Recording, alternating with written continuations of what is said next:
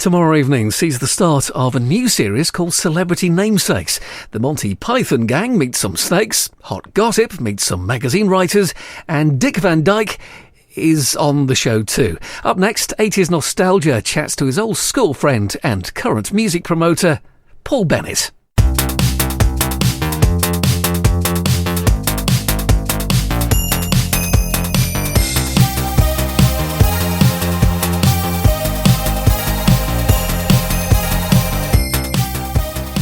Who the hell's this guy?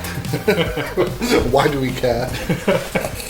So run me through a typical Monday in the 80s house for you. Right, well, Mondays, early 80s, 80 to 83, so I'd be about 10. I think I remember desperately wanting to watch programmes on the telecomedies that I probably wasn't allowed to watch. I'm desperately trying to work out whether this was when we had a portable black and white telly up in the bedroom.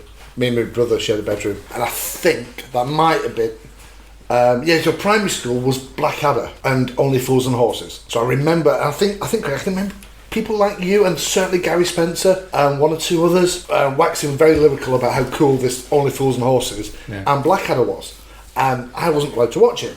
And I think I used to sneak watching it on, and I think it was on.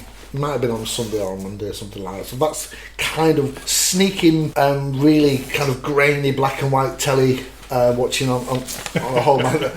I'm thinking it was awesome. And I'm looking back now with hindsight, genuinely believing that my parents had no idea that we were doing it. Of course, they knew everything. I mean, you could hear it and probably just kind of a bit of peace and quiet. Do you remember black and white tellies? Absolutely. I remember I V-hold.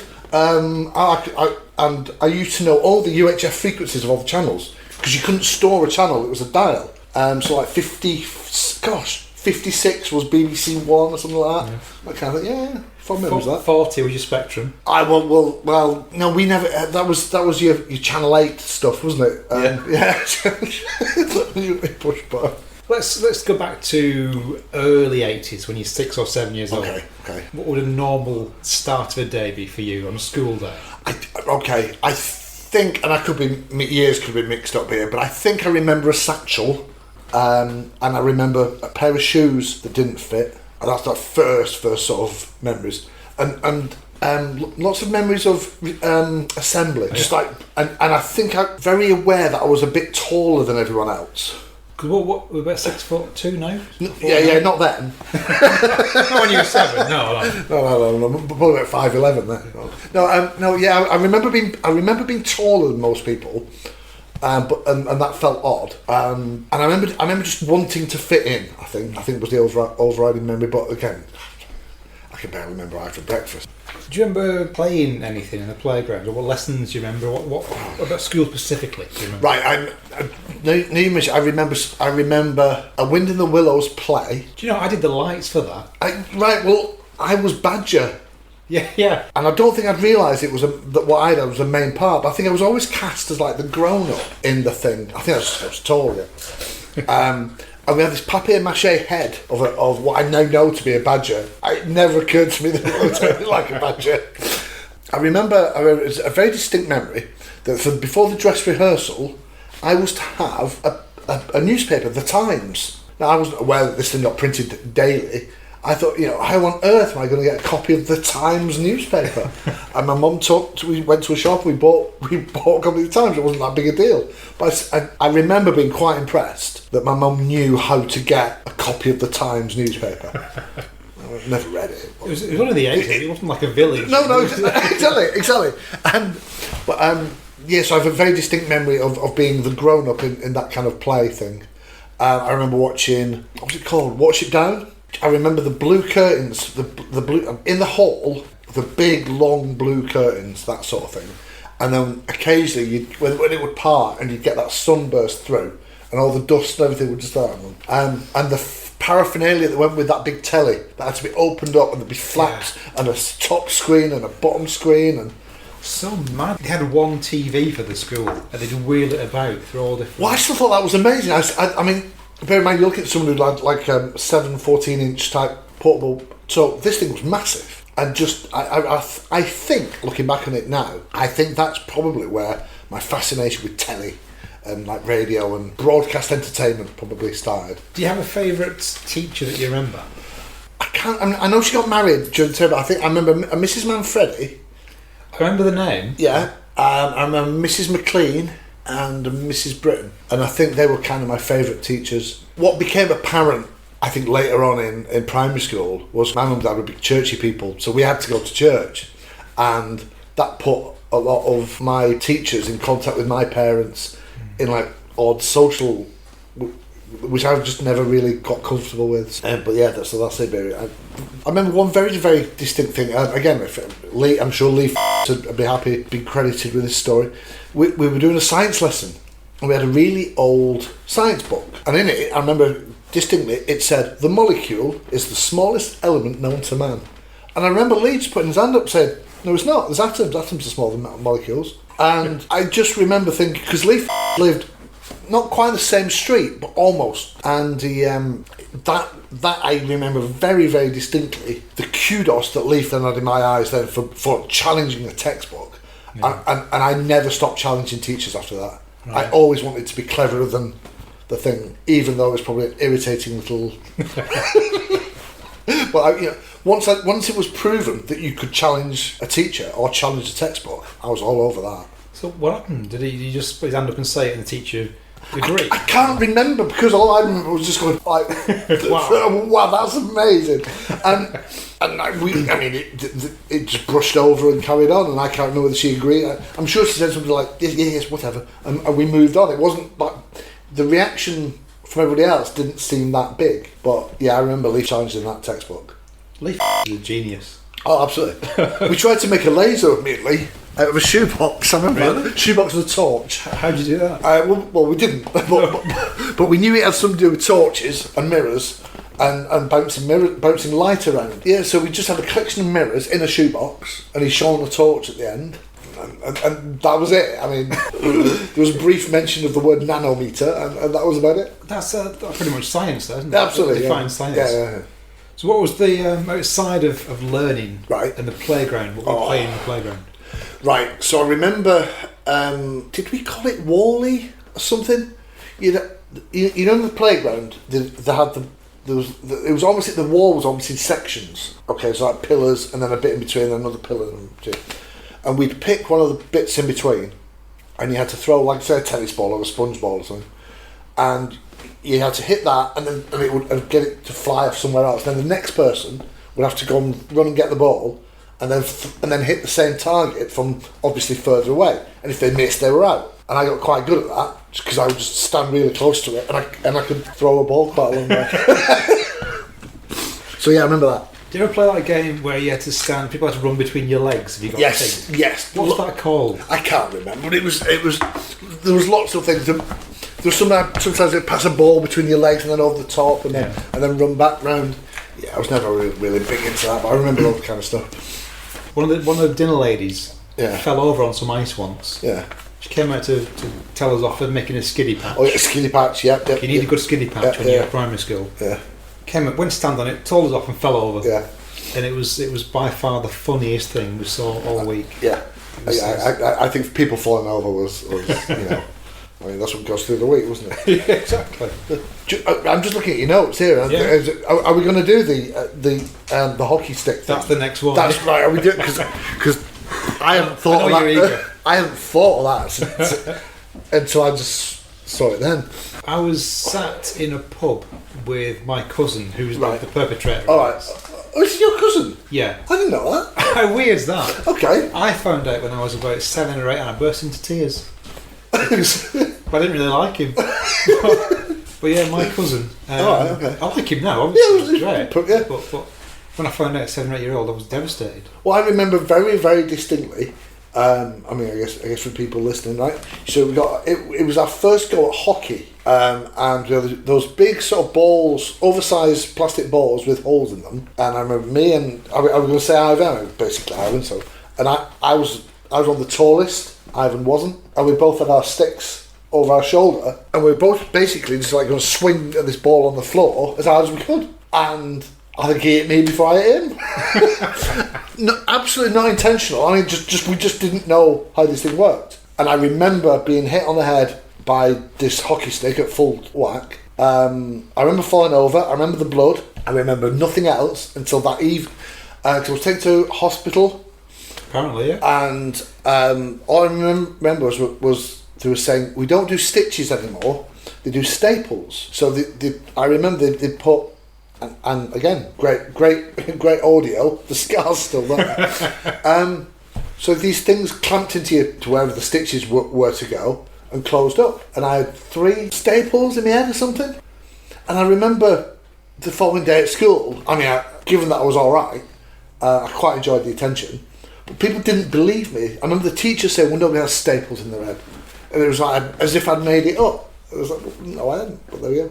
Yeah, so I remember that quite clear. And I do remember people coming round to the house that night. Because where we lived was on the corner, as lots of people would pass school. So it was quite convenient for people just to pop in and say, is Paul all right?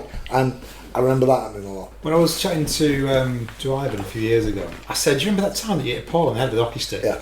We were laughing and joking before that. Yeah. And he genuinely was like, I thought I killed him. Yeah. He was absolutely devastated. I remember the stories that Ivan was really upset, but I passed him cross for a while, but not deliberately. I was like, gosh, that's taking me back.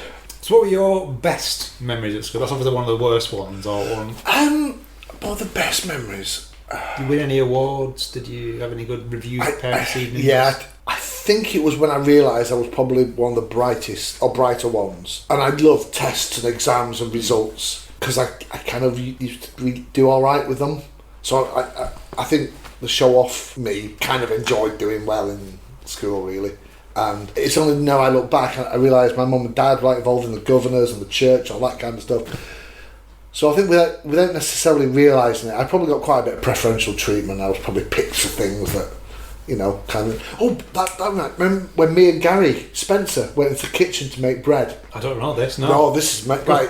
Describe this for me. Okay, so there was a scheme, and I can't remember what the scheme was for, but you had to pick a card, and it was like an activity once per week, and you had to pair up, and each pair would do a different activity as described on this card. And I'd clocked these in advance. This one was called Growth, and I'd read it before it had been handed out. I sneaked a look, and it said, like, this is actually about going making bread in a school kitchen. And I went, that sounds pretty cool. And I said to Gary, look, trust me, the one that sounds the most boring, Growth, is the most interesting. Make sure we pick that one. So we did. Yeah, so me and Gary Spencer had a morning in, because it was we were the first ones to do it. So I remember we'd made this lattice bread. It was pretty cool, that. And so I remember that was pretty cool. But in a way you cheated, kind of, because you read it. Mate, I was always cheating. I was always finding a little, trying to find some kind of angle or way in or something. Can I? I remember peak maths, that's it. And I remember one of the teachers had left the answer book out, and I had a proper good scan of those. And because I'd remembered all the answers and the patterns. So when it came to the tests, I was piece of cake, yes. Now, I'd like to think I'd have got them right anyway, but you were just checking it. I did all right. I remember very often it was me and Emma would be like, if I wasn't top, she'd be top and she was tired. And I remember competing with Emma a lot and cheating without her realising it. I need to confess something. Oh yeah? I've confessed it to Leaf. Oh yeah? And to Ivan. Oh yeah. But when we were at primary school, and this is quite a big confession. Oh okay. There was a competition to win some Conti painting pencils. Oh yeah. And it was a colouring competition. You had to colour in, hand it in the day after and the week, and they were judged. And I ended up winning that competition. Oh, yeah. And the reason I won is because my dad coloured it in for me. Brilliant. And I got some Conti painting pencils. I was really pleased with them because they were like. Exactly. Yeah. And then within a few weeks, they'd been stolen. I was devastated, even though I hadn't earned them. Well, it's life skills. And then when I was 20, maybe 21, me, Ivan, and Leaf sat in a pub. Yeah. And I confessed to Lee that I'd cheated in this competition, and he genuinely hasn't spoken to me since. Complete honesty. He's not spoken a word to me since. Not because of that. He swore violently. Yeah. And then we parted ways. We need a peace envoy to broker some peace here.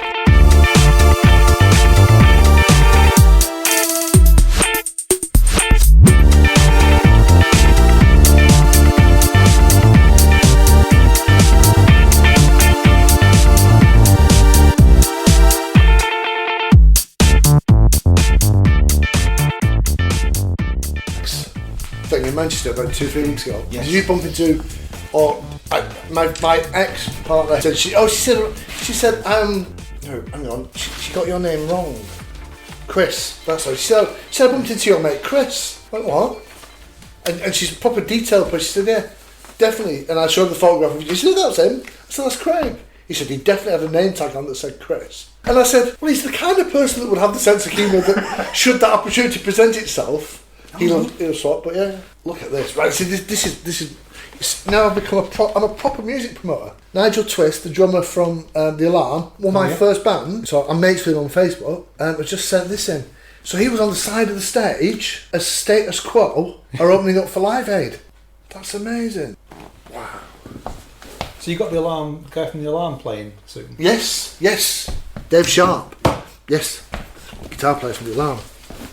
How did you get into that? How do I become a promoter? Well, how did you get him first of all?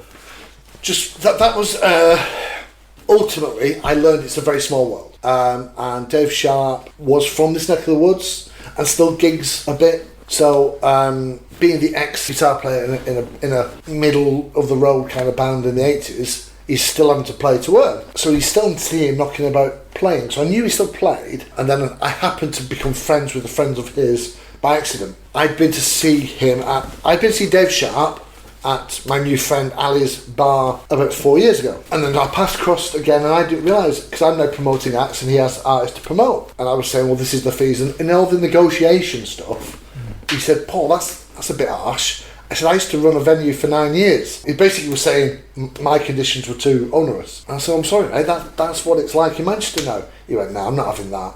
He said, I ran, and he named the bar. And I went, hang on a minute, are you mates with Dave Sharp? He went, yeah, why? I said, well, I've been to every one of Dave Sharp's shows at your venue. So then all the negotiation things went away, and he was, do you reckon he'd play for me? I said, oh, things are changing now. I said, yeah, they might. So I ran a venue and put a night on. He came round to check that it was all legit and kosher. He said, right, I'll get in touch with Dave. What's your terms? He said, don't offer him something. He's not into negotiation. Just offer him what you want to pay, and he'll either say yeah or nay. So we went to, but not stupid money, but more than what we'd normally pay. Because the balance for me is I've got my business model. I got to pay for the artist, pay for the venue, and then try to sell more tickets at a number high enough to pay for the two. Yeah. Sometimes I do, sometimes I don't. And there was an element with booking Dave Sharp. I went, there's an element in me that's treated as like a private booking, even if I wasn't a promoter. Quit to meet Dave Sharp and have him play for a couple of hours. Yeah, I'd do that. Yeah, so that's kind of where it's at. And if I can sell tickets on the side and make him a bit of money, we might become mates. Yeah. Well, because my ultimate goal is to work with Springsteen. Springsteen's worked with Mike Peters. Mike Peters was in The Alarm. Dave Sharp was in The Alarm. So that's my 3 steps. I mean, you got to dream and you got to have a go. Otherwise, you become an engineer for 20 years. I like that philosophy. Yeah. I like that 3 steps thing. So what bands were you into when you were at school? First band was Queen, and that was because of an older boy at Scouts. When I moved to this new Scout group, there was a boy who was slightly older, and I didn't know anybody. Of course, I said Phillips, kind of knew everybody, but this was Methodist, which we didn't really know anyone. There was an older lad who was into Queen and Status Quo, as it turns out. And that was definitely 1984, 85. I remember Queen, A Kind of Magic on vinyl and then on cassette. He had it on vinyl and he did me a copy of it, which I listened to. I loved it. And then of course Live Aid, Queen stole the show, and I'm thinking this is the greatest thing I've ever seen. So I sat and watched Live Aid all the way through until as late as possible. Barely moved from the sofa from midday right through till them finishing with Do They Know It's Christmas. Did you have a video recorder? When we didn't have a video recorder in our house until much later, when my taste had got into a bit more rock and metal. Because I think other people in the school, people like and Gary to a point, were listening to music, Marillion and Aerosmith and Iron Maiden and that kind of stuff. And I'd been around to house, he could play the guitar and he was showing me all these metal riffs. And I'm quite into that. And there was a programme on Friday night, early hours Saturday morning. So 4 a.m. kind of thing, and we used to record it every week without fail, and that was how I got into sort of the more rocky kind of music. So Queen, then The Alarm. I like The Alarm because I like The Alarm. Let's just leave it at that. Which other bands were you aware of that you may not like? Right, so Genesis, Marillion at the start. I knew Gary was going on and on and on about Marillion. And it was more because Gary was going on about it. It kind of turned me off at first. But then a couple of years later I caught up and liked them. They're probably my favourite band. Then there was that weird bit of thrash metal. There was like Anthrax and Slayer that Ivan was kind of well into. And I got a bit intimidated by all that kind of stuff, I think. But yeah, so the thrash metal stuff I was aware of. And then there was the other group that was sort of into that, the early days hip-hop stuff. So LL Cool J and Beastie Boys, that kind of thing. One of the first singles I bought was Anthrax because I heard I'm the Man on the radio. Yeah. It was just funny, it made me laugh. It was like metal-y, but it was a bit dancing, a bit sort of innuendo-y. But I must have been about 12 at the time when I heard it. So I went to Tesco, to where you could buy records, and I bought the single, and the woman was a bit, should I sell it to him? He was only 12. But I bought it, got it home, and the stereo was in the front room of the house. I put the earphones in. Yeah. Big chunky earphones, put those on. I listened to it and I was mortified because it was swearing in it. Yeah. And the radio one. Yeah, of course, radio edit. Yeah. So I went out of the room. Yeah. A bit upset that I'd bought something that was so nasty. Yeah. My mum saw me leave. Yeah. My mum put the earphones on, had listened to it, see what I bought. Yeah. She was disgusted. Yeah, absolutely. She called me Dad. Yeah. Dad put the earphones in. Pretty much the entire family listened to this awful song. Yeah. I felt like it's one of those moments where everyone gets involved. Yeah. Call the neighbours across. What do you think of this? I've listened to. Can you believe it? Effing and Jeffing in front of our Craig. So embarrassing. Yeah, I can imagine. I was just really into Queen and The Alarm until to probably university, probably there. Well, no, when did I get into Marillion? I think I got into Marillion like 5th year at school. So I think it was because Fish had left and the new singer Steve Hogarth had joined, and Gary was in bits about all this. So to me it was like a bit of a soap opera because I used to sit next to Gary in English. So every week at English, it was just Gary's latest instalment of his tirade against what was happening in Marillion. And in the end, you couldn't, if you were in Gary's circle, you couldn't help but not eventually have a listen to Marillion. Yeah. I went round to his house once, and he put on the same song 3 times. Yeah. I bet I know which one it was as well. There was the party. I honestly can't remember which one it was. But he didn't say it to me. He wouldn't let me go until I agreed I liked it. He put it on, and he said, right, listen to the drums. Yeah. So I listened to the entire 6-minute song with drums. And it's like, and the drum's good. And I go, listen to the guitar this time. Yeah, exactly. So we're like, same song. It never occurred to me that you could listen to a song in that level of detail. And of course I now do. It's kind of weird. Gary has a lot to answer for the Atherton Marillion. It does. The little pocket of Marillion stalwarts. It sort of spreads out from the centre of Atherton. Yeah. What was the first band that you saw live? The Alarm.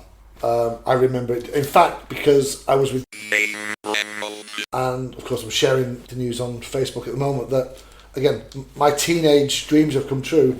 I'm now booking an original member of The Alarm to come and put on a gig for us. It just blows my head, that.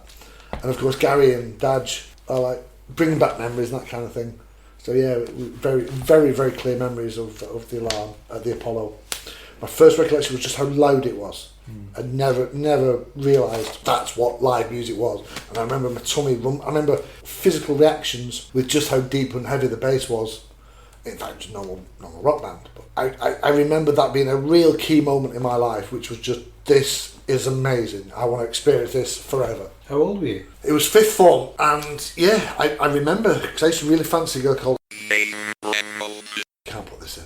You can't. I'll blank the names out. Yeah, okay. And had a badge, an alarm badge, and it was a cool badge. The way they'd done the branding of the name, the sort of the logo of the name was pretty cool, and that attracted my attention. And of course, one of the, I think it was like the old grey whistle test, had come back for a modern reboot, maybe 89, 90. And I remember trying to learn as much as I could about this song that came on The Alarm on the telly on a Sunday, so I could have something to talk to about. And now what I later learned is this particular song that's on the telly this Sunday afternoon is a massive departure from The Alarm's norm. It's a big symphony choir. It's a big gentle. It's a political song. Nothing at all like The Alarm. But it's the first Alarm song I hear. So I'm trying to play it all cool. I said, "You used to see The Alarm on telly yesterday?" And she went, "Yeah. What do you think of it?" She said, "Oh, I didn't know you like The Alarm, that kind of stuff." I said, "Oh yeah, love The Alarm. What do you think of the new song then?" I said, oh, it's brilliant, absolutely brilliant. Yeah, what you like it? And I could tell something weird's going on. So I was digging. I said, well, yeah. He said, do you not think it's like massively different from everything else? Of course, I'd only ever really fumbling around, making a right fool of myself, pretending I knew more than I did, not for the first time. But then, like 2 or 3 years later on, bumped into her at an alarm gig. Oh, right. And finally she said, oh, well, okay, fair play, you know, good, isn't it? So, outgrew her in terms of trying to impress somebody, but loved the alarm. And where would you find out more about bands? Do you get magazines? Well, this is the weird thing. I was thinking about this the other day. Posters on the side of towns. There was a particular if we drove into Manchester, there was a particular set of billboards, or not billboards, but like industrial partitions kind of thing, where people would fly post gig posters. Yeah. So there was that run of them, and then there was a coach company in Atherton. Do you remember where like Spinners Arms were? Yeah.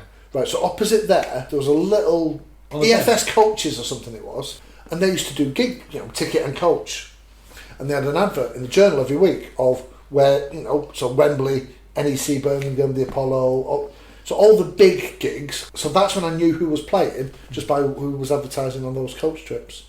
Teletext as well. I think Teletext was often, once I'd figured out there was a Teletext page that had like local gigs. But I had no means of getting there, and it was having to persuade parents to drive and that kind of thing. But yeah.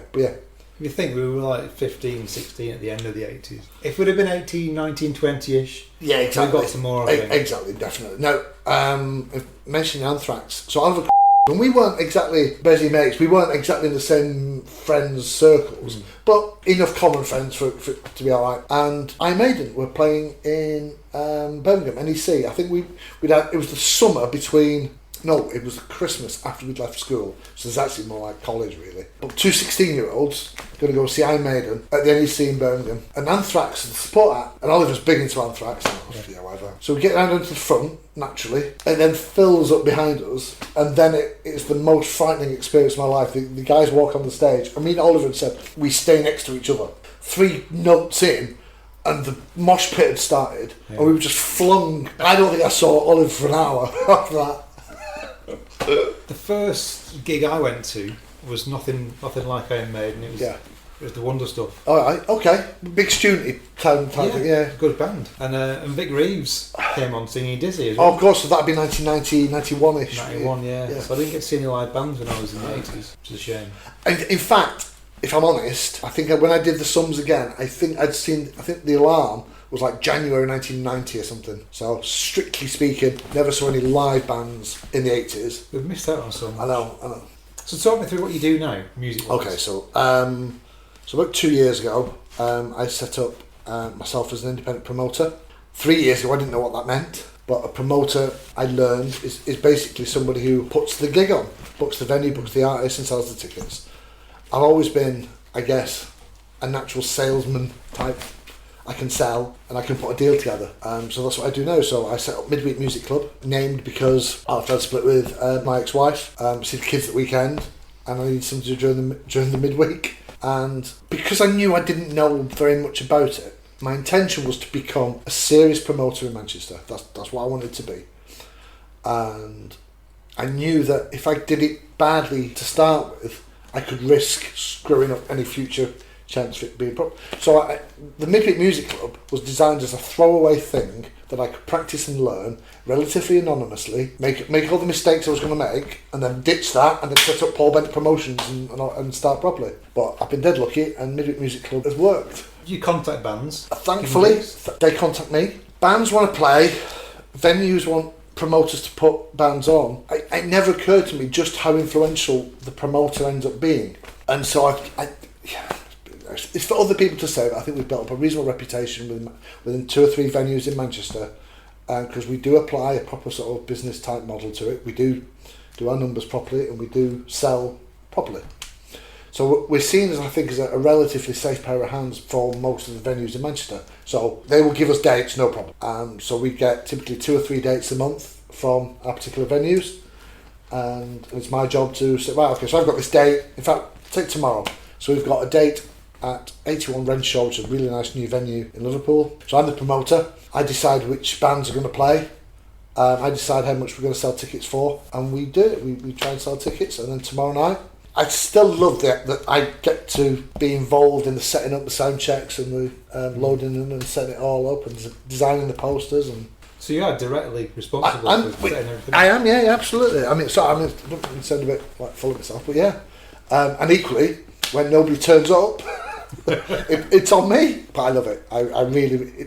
It's the closest I can get to being involved in live music without having any musical talent. Has there been anyone that you've been really proud to have got? Well, two spring to mind. So there's Dave Sharp, who we haven't put on yet, but we've agreed terms with, and we're going to. And on the 14th of March, I get to put on the guitarist who was the guitarist at that first gig that I went to see at the Apollo, which it's a special moment for me, that. But equally, 2 Christmases ago, I got a call from a guy who said, "Hi, I'm Dunstan Bruce. I'm looking to put on a gig midweek in Manchester.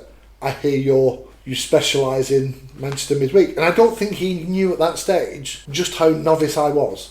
Right. I later know that a friend of a friend of a friend has said, "Oh, I've heard of there's a Manchester midweek promoter.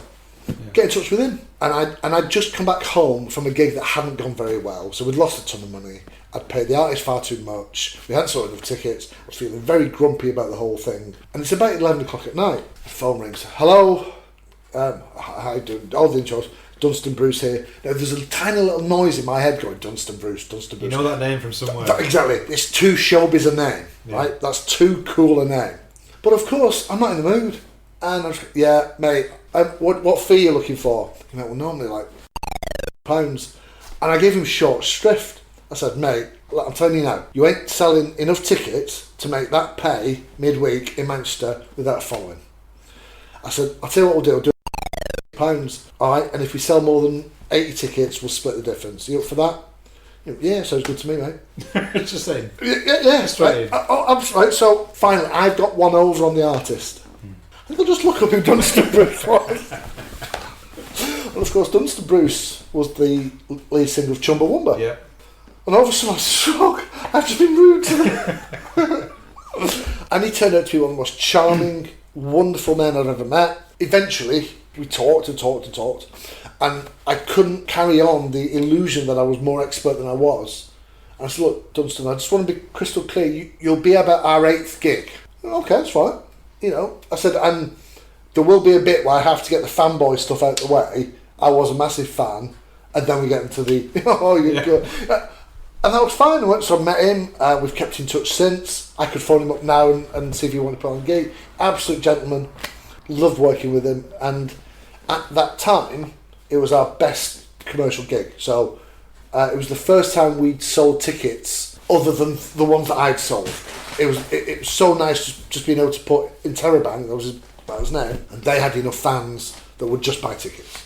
It's mental, isn't it, that you can just get a phone call from a famous person. Yeah. And to them, they're just not famous. They're just a human that want to put a gig on. This is the beautiful thing, right? I don't know what I'll be like with Dave Sharp when I meet him, but I think these guys are all right with, I was a big fan, mate, and I still am.